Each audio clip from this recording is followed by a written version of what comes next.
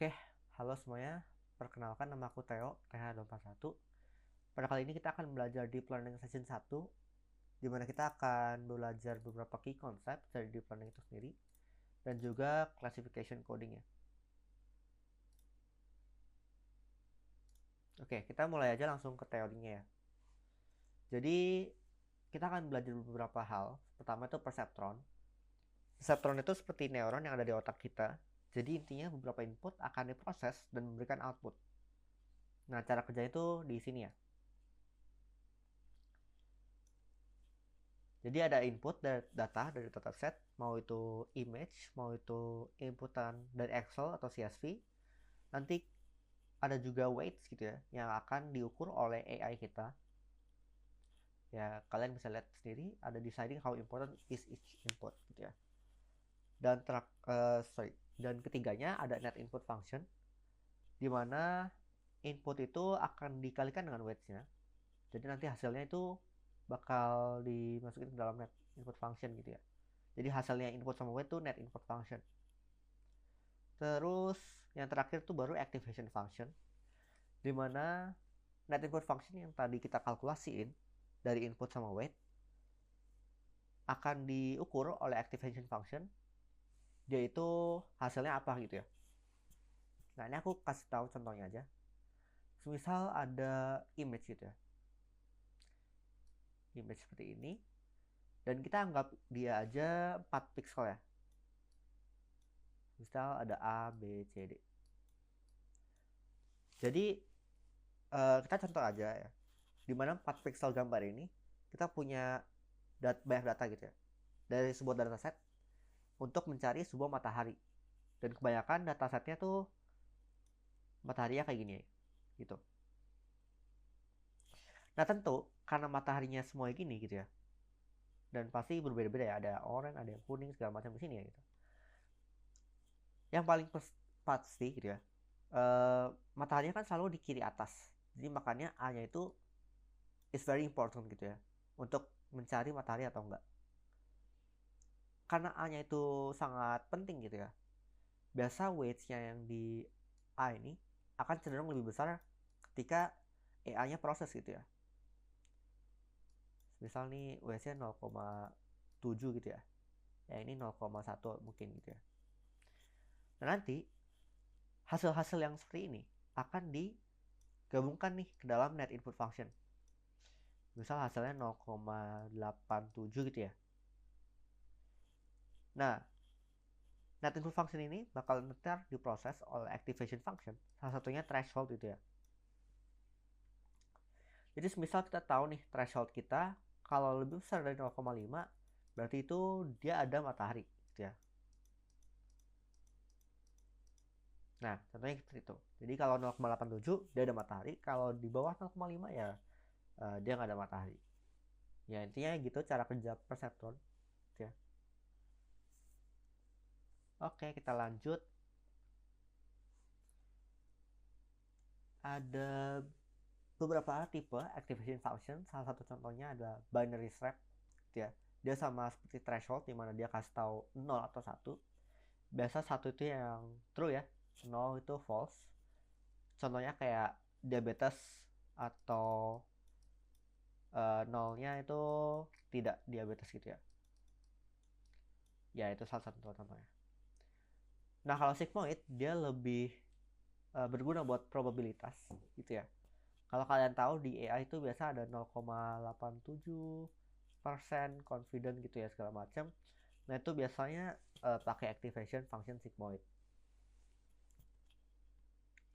Terus kalau tanha itu outputnya bisa min 1 dan 1. Nah ini kita gunakan kalau misal data kita center sekitar ini 0 ya, supaya ketika training proses gradientsnya balance.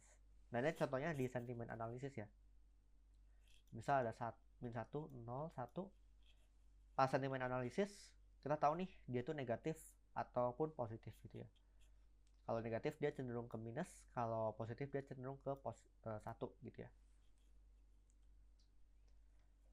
Terus ini yang biasa banyak dipakai ya, Relu sama Soft Plus. Intinya kalau misal dia positif dia akan pakai nilai itu, Dan kalau misal di bawah 0 dia bakal cenderung nilai 0. Sedangkan kalau soft plus itu versi smoothnya ReLU ya, dan dia menghentikan terjadinya 0 gitu sih. Oke, lanjut. Ya, ini beberapa hal activation function. Biasa di image classification itu mereka pakai ReLU atau liquid ReLU ya. Binary classification mereka pakai sigmoid. Sentiment analysis atau data yang sekitar 0 itu mereka pakai TANH. Terus ya, ini beberapa konsep yang harus kalian pahami juga. Ada overfitting sama underfitting. Kalau overfitting itu biasa AI-nya itu tidak bisa generalisasi data lebih baik. Kalau underfitting, AI-nya itu nggak bisa handle new data lebih baik, gitu ya. Nah, kalian lihat di sini ya, di dalam grafnya aja. Kalau grafnya ya, biasa kalau di deep learning itu di underfit, validation sama trainingnya tuh cenderung banyak errornya gitu ya, karena mereka nggak bisa handle new data dengan baik gitu. Sedangkan kalau overfitting, dia trainingnya bagus, tapi pas dia dikasih data baru nih validation, dia errornya masih cukup tinggi gitu ya. Sedangkan kalau misal bagus gitu ya, optimal fitting, dia trainingnya bagus, validationnya juga lumayan bagus, dan cenderung nggak punya banyak error selain dua ini gitu ya. Oke, lanjut ke loss function. Dia lebih ke measuring gitu ya, how well the machine learning model is going. Jadi kalau loss functionnya itu kecil gitu ya, mereka tuh lebih baik gitu ya modelnya. Nah, ini ada beberapa loss function yang biasa kita pakai. Contohnya untuk classification kita pakai binary cross entropy. Jadi ada 0 sampai 1 ya, use for two labels, false or true gitu ya. Terus ada regressions pakai mean square error, mean absolute error ya. Jadi pakai aja sesuai kebutuhan ya. Sama yang terakhir ada dropout. Jadi dia itu memastikan beberapa perseptron yang weights-nya sangat tinggi sehingga AI kan belajar ulang hal yang sudah dipelajari. Jadi contohnya nih, weights-nya udah tinggi banget nih di sini ya. Ya, ini contohnya yang sini ya. Weights-nya tinggi banget. Dan cenderung tuh dropout digunakan supaya AI-nya tuh nggak memorizing gitu ya. Memorizing data. Jadi dia lebih cenderung menerima data-data baru gitu ya. Jadi dia lebih ke learning dan bukan memorizing. Intinya dropout tuh berguna seperti itu. Oke, kita lanjut ke codingnya ya. Oke, kita lanjut ke code for classification ya. Sini aku pakai dataset dari Kaggle. Ada bank customer, churn dataset. Churn itu labelnya. 1 kalau misal kliennya left the bank during some period. 0 kalau dia enggak gitu ya. Dan dia ada beberapa fitur gitu ya. Ada credit score, currency, gender, customer ID, dan seterusnya. Ini kalau download sini aja. Paling kalau mau file langsung, tinggal cek Notion aku aja ya.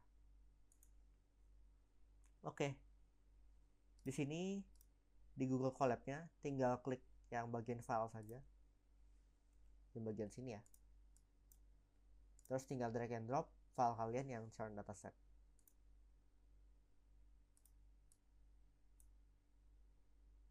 Ini warningnya tinggal diklik OK aja. Nah, kalau misal kalian mau kerja di Visual Studio Code juga bisa ya.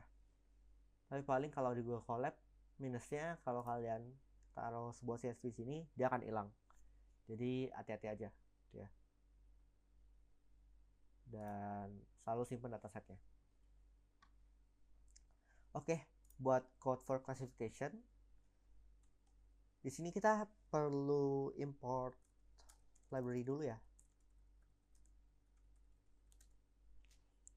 Nah, yang pertama itu import NumPy SNP.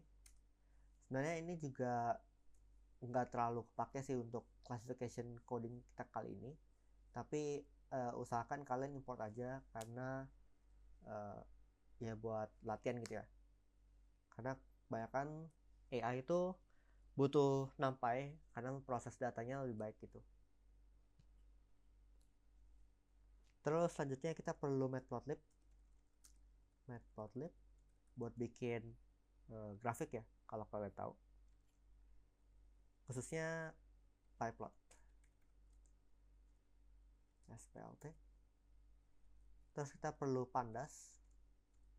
Ini kalau Google Colab enak ya, dia bisa langsung ada auto complete-nya gitu.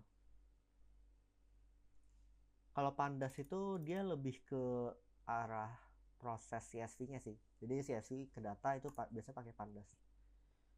Terus import TensorFlow. Ini buat AI-nya. Nah, terus kita juga perlu beberapa library dari Scalard.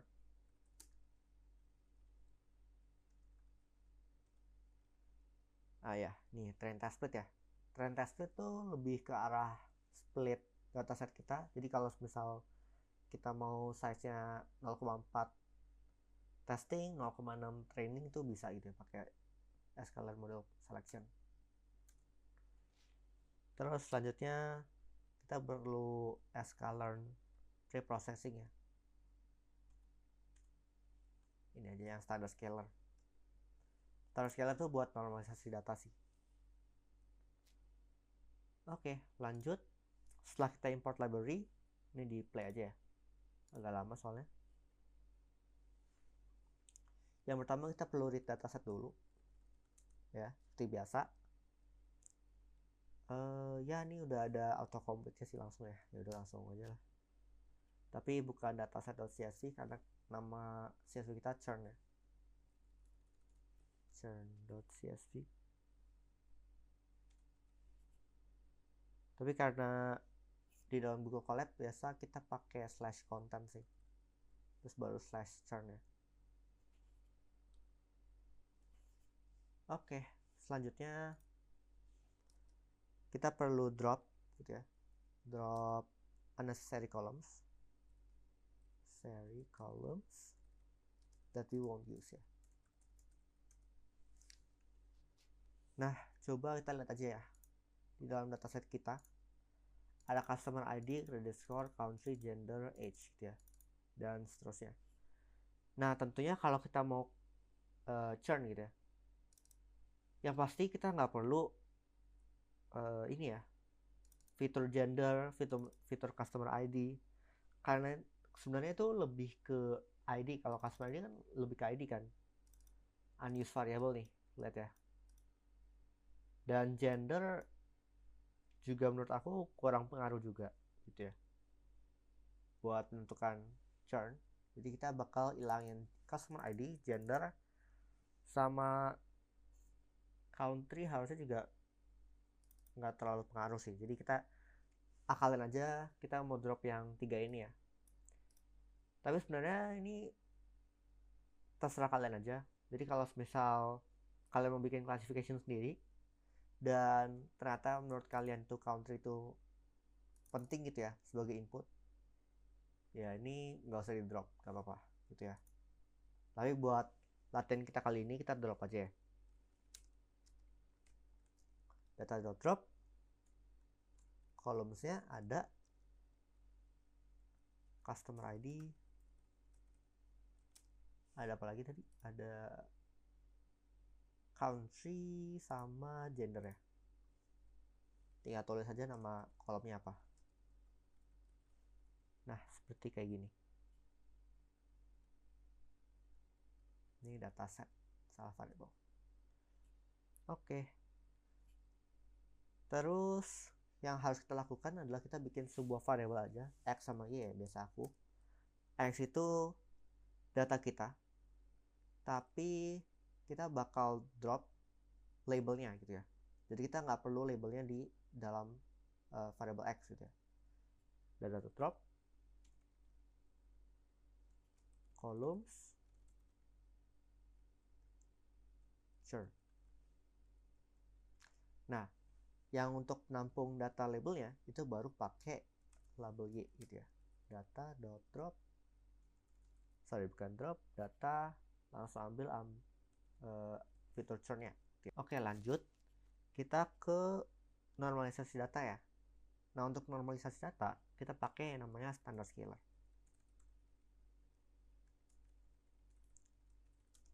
Untuk normalisasi data. Nah, ini guna kalau misal data kita ada satu value yang bilang 2, ada satu value yang bilang 99999 lah ya, atau value yang lumayan besar. Nanti bakal dikonversi gitu ya. Jadi 0 sampai 1. Gunanya supaya AI ini gak menganggap bahwa value-value yang 999 ini gitu ya, yang ini jauh lebih important daripada value yang 2 gitu ya. Oke. Caranya itu kita tinggal ini langsung aja ya pakai autocomplete. Tinggal masukin aja ke dalam sebuah variable standard scaler kita gitu ya. Dan kita masukin nih variable x kita atau data-data kita ke dalam standard scaler variable tadi, dan kita feed ya. Dan tentu pasti kita masukin lagi ke dalam sebuah variable x lagi gitu ya, habis dinormalisasi. Nah, selanjutnya kita mau splitting data. Nah, splitting data ini biasa itu 60-20-20 atau 80-10-10 ya. Nah, untuk bagian pertama itu training, bagian kedua itu validation, dan bagian ketiga itu testing. Training itu buat AI-nya belajar, validation-nya itu buat AI-nya itu ngetes ketika training itu terjadi gitu ya. Dan kalau testing itu buat ngetes setelah modelnya itu udah full jadi gitu ya, udah selesai. Oke. Untuk splittingnya tinggal ikutin aja ya. Xtrain. Oh, ini sebenarnya udah ada autocomplete ya, lihat aja ya. Jadi xtrain, xtest, oh ini xtestnya kita ganti ke jadi temp aja ya, temp ya. Xtrain, xtemp, ytrain sama ytemp itu bakal kita bagi dengan 0,4 ya, bagi 0,4, jadi trainingnya punya 0,6 ya, sedangkan tempnya itu 0,4 karena kita mau pakai 60-20-20 gitu ya. Nah, ini random state-nya kita isi ngasal aja ya, misal 42 gitu ya. Nah, ini random state itu apa? Gunanya untuk randomize data kita gitu ya. Dan kalau misal kita isi angka gitu ya, misal 42, setiap kita nge-run code kita lagi, hasilnya itu bakal sama gitu ya, karena randomnya itu bakal disamain lah intinya kalau misal kita input angka yang sama gitu ya. Oke, lanjut. Ini udah kita bagi nih, kita udah dapat variable trainingnya, kita mau bagi lagi 20-20 buat validation sama testing ya. Ini ya, ini udah ada autocomplete-nya. Xval sama xtest, yval sama ytest bener.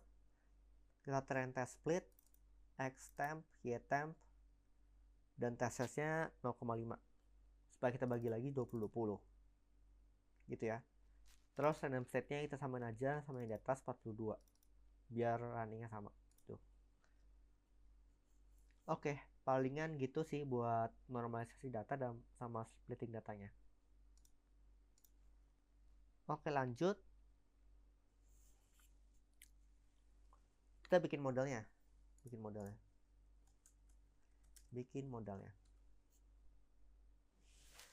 Nah, sini mungkin aku langsung aja ya bikin code-nya aja, terus baru aku jelasin aja. Nah, ini bikin model aja sebuah variabel. Terus kita pakai TensorFlow keras dot sequential di ini. Nah, ini udah ada langsung autocomplete-nya ya. Oke. Layer dense-nya langsung 128. Oke.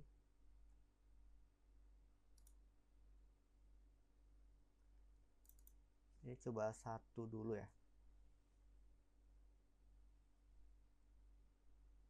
Oke. Seperti ini dulu. Terus kita lanjut lagi. Oke. Mungkin aku jelasin dulu ya modelnya. Nanti pasti kita bakal atur-atur lagi modelnya karena kita perlu kasih dropout sama keras regularizer. Tapi untuk sekarang aku mau simple aja buat kalian tahu.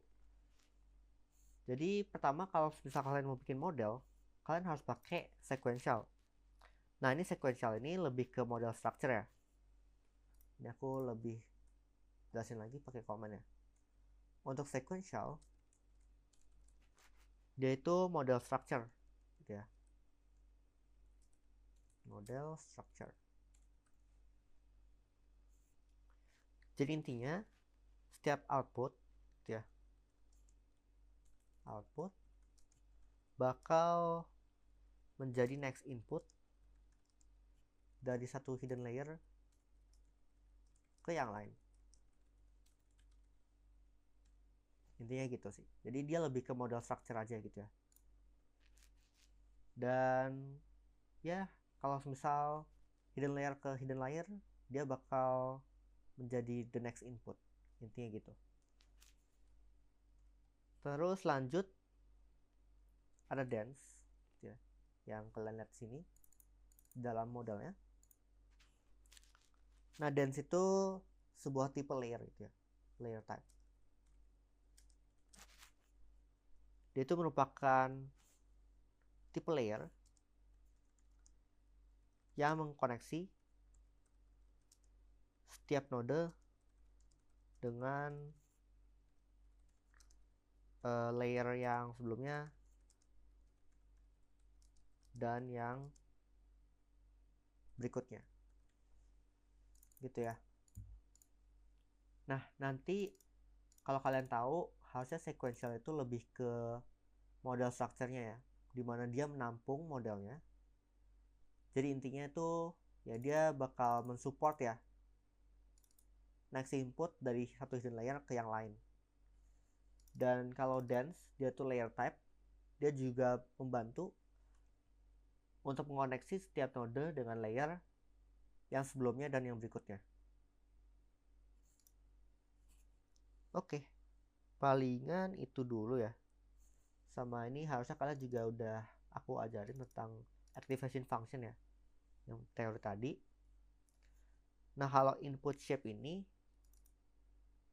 kalau input shape ya, atau enggak aku copy aja deh biar lebih cepat. Nah, kalau input shape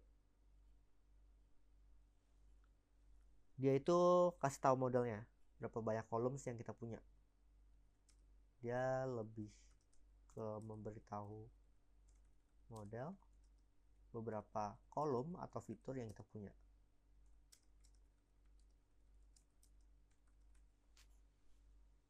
Oke.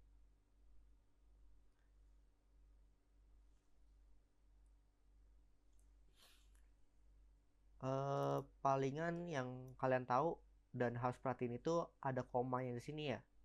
Kalau koma ini berguna kalau memberikan modelnya kasih tahu kalau dia itu tuple ya, bukan sebuah variabel biasa gitu, bukan single value. Nah, ini langsung extend shape 1 karena kita mau ngambil kolomnya gitu ya. Kayak gitu sih. Terus nih kita kasih satu aja. Of course, layernya nggak mungkin cuma satu doang ya, karena pasti banyak layer, karena model kita juga kita mau bikin sebuah kompleks juga ya, supaya lebih dapat bagus juga ya hasilnya. Tapi untuk sekarang aku kasih satu aja dulu. Nah, setelah kita bikin modelnya, ini kita coba play dulu ya. Harusnya udah berhasil. Kita tinggal model compile aja. Kita compile modelnya.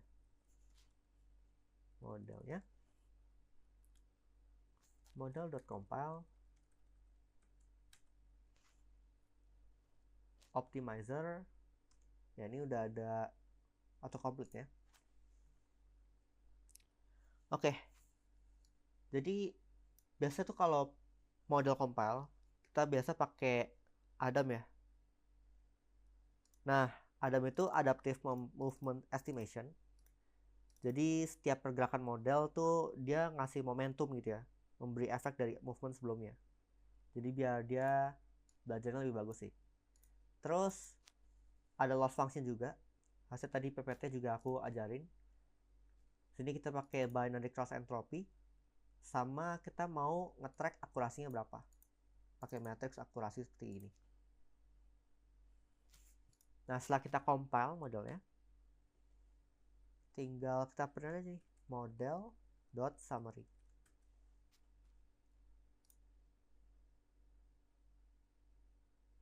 Oke, langsung muncul ya. Seperti ini model summary-nya. Terus langsung kita jalanin aja nih AI-nya ya. Kita coba training gitu. Training modelnya. Ini udah ada autocomplete-nya, tapi nggak usah pakai dia. Model.fit. Kita pakai variable tadi ya, pakai train kita, train. Terus selanjutnya ada parameter epochs. Ini kita kasih tahu AI-nya harus berjalan berapa kali. Misal kasih 100 saja. Terus kita juga bisa kasih validation data kita. Jadi kasih aja validation data karena kita mau training, kita mau validate datanya. Sini kita juga ada nih di sini, yaitu xval sama yval. Berarti kita tinggal masukin nih xval yvalnya. Tinggal kita play aja dan kita tunggu sampai kelar gitu ya. Ini harusnya epochnya jangan terlalu gede sih. Ini bakal agak kelamaan. Tapi ya udah, tunggu aja.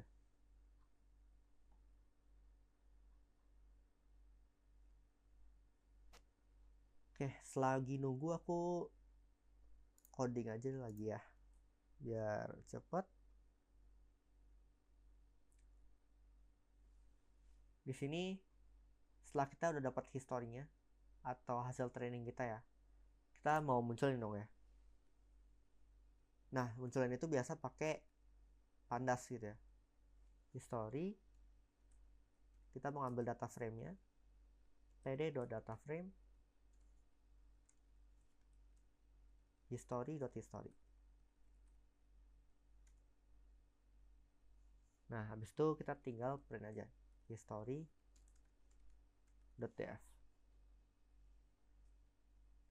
Ini buat lihat hasil trainingnya. Tapi bukan secara keseluruhan ya. Dia lebih ke tabel-tabel aja sih. Setiap epochnya gimana. Nah, coba kita play. Nah, seperti ini ya. Ada akurasinya, ada lossnya. Jadi kalau kalian lihat nih, setiap epoch yang berjalan, pas epoch ke 99 atau 100 gitu ya, ini udah epoch ke 100, dia akurasinya 0,79 dan lossnya juga semakin turun, berarti juga semakin baik gitu ya. Oke, setelah kita lihat hasil trainingnya, kita mau testing. Kita mau ambil 5 data pertama aja ya. Predictions, model.predict, kita kasih parameternya yaitu xtest. Coba kita mau 5 data pertama aja supaya kita lihat testing itu berhasil atau enggak. Terus kita coba bikin sebuah threshold aja. Jadi kalau lebih besar dari 0,5 berarti dia true ya. Kita coba bikin predictions label. Terus ini ikutin aja ya. One if p-nya lebih besar dari 0, bisa sama dengan 0,5, else no. Ini kasih spasi biar lebih jelas. For p in predictions. Gini ya. Jadi intinya dia bakal looping for p in predictions. Kalau misal p-nya itu lebih besar sama dengan 0,5, dia true ya. Kalau enggak ya no. Kita print, coba print f predictions labels.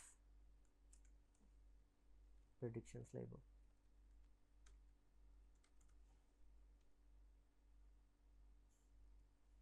Oke, coba play lagi aja.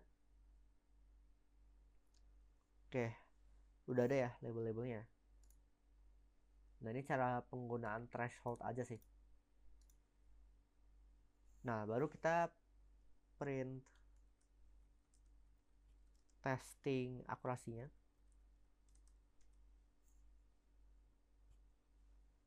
Kita pakai loss sama akurasi. Dan kita coba evaluasi modelnya. Evaluate model. Xtest, ytest. Nah, ini udah ada autocomplete-nya.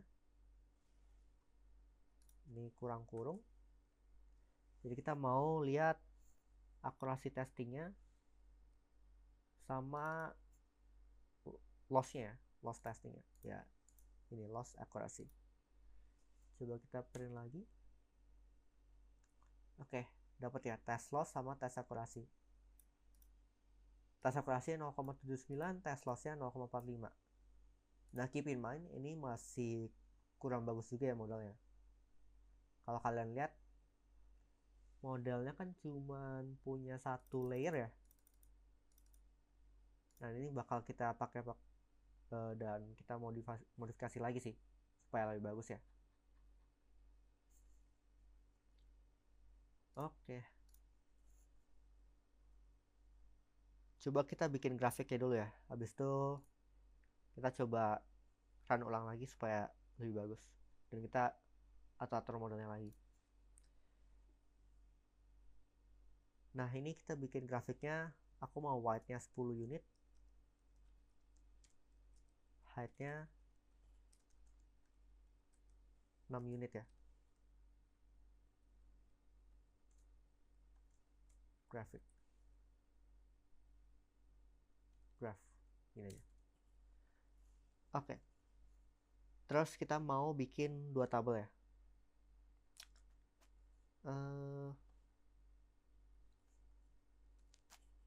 Graph pertama plt.subplot 1,2,1 plt.plot history. Kita mau ambil akurasi sama labelnya training akurasi. Lanjut plt.plot history. Validation akurasi ya, benar sih kayak gini ya. Label harusnya kayak gini ya, sorry. Kita ngambil seperti ini. Oke, kita mau ambil akurasi sama validation akurasinya dan kita masukin ke dalam graph kita ya. Sama kita juga mau ambil training and validation loss. Ya ini udah ada autocomplete biar aku juga nggak terlalu susah-susah nulis. Ya ini udah pas sih. Nah ini PLT subplotnya kita mau ambil 121 ya. Ini kalau kalian bingung, dia itu satu row 2 kolom, dan dia itu row pertama ya, first row. Nah kalau ini dia mengambil second row aja gitu.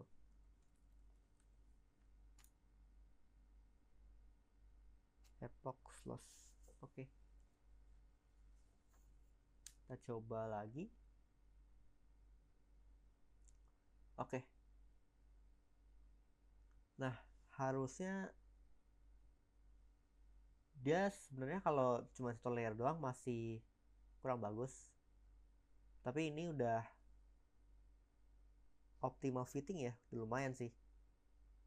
Karena errornya nggak terlalu tinggi gitu ya. Nah, cara kita lebih bagus lagi, kita pakai yang namanya tadi ya, dropout sama yang tadi kernel regularizer. Coba di dalam model ini. Ini bukan model pertama ya. Kita bikin model yang lebih bagus. Model yang lebih kompleks ya intinya. Pakai dropout. Coba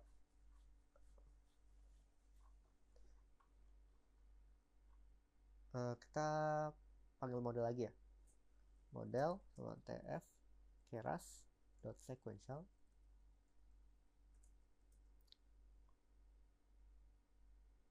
Nah kalau untuk layer yang bagus, sebenarnya kita nggak boleh pakai satu layer doang kan ya.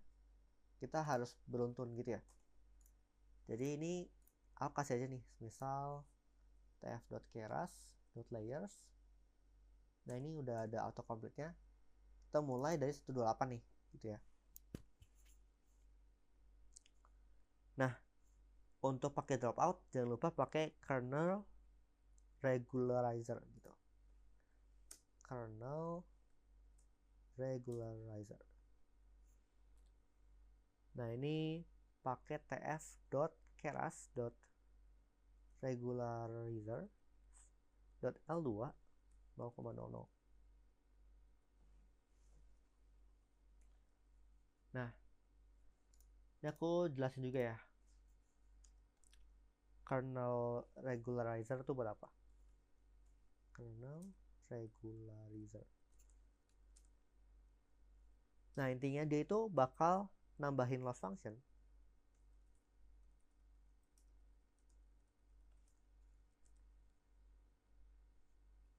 supaya training weight-nya nggak tinggi atau nggak besar ya, nggak besar, supaya prevent overfitting.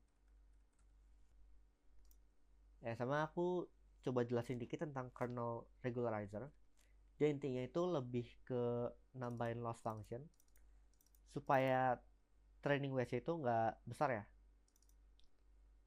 Dia lebih ke prevent overfitting sih gitu ya. Oke. Nah kita udah pakai kernel regularizer. Ini contohnya seperti gini ya. Dan kita pakai dropout tadi yang udah aku jelasin secara teori. Jangan lupa kita taruh kernel regularizer di setiap layer kita biar lebih bagus ya, supaya prevent overfitting.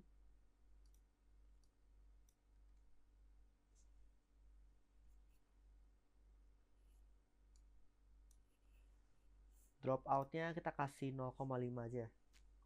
Sebenarnya terserah sih. Intinya ada dropout.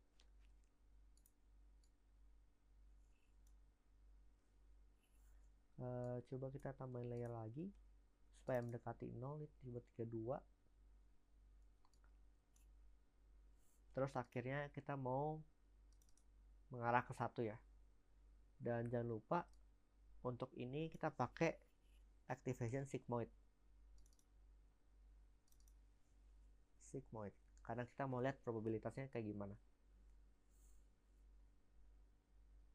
Oke, coba kita run ulang lagi.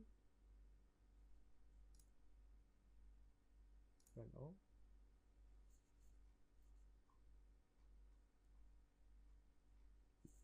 Ini kita tunggu aja epoxnya sampai selesai.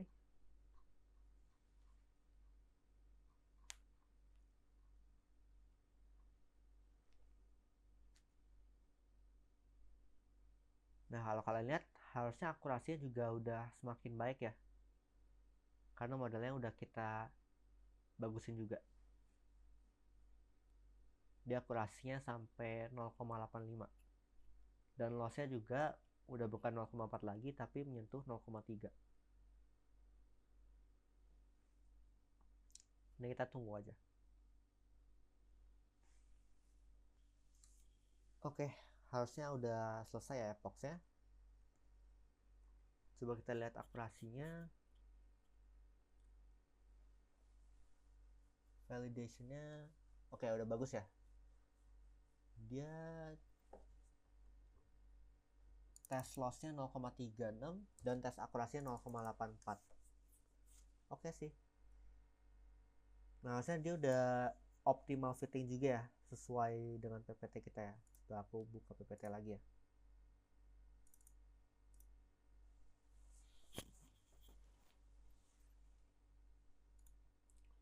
Nah, harusnya harus sesuai aja sih sama optimal fittingnya kita ya.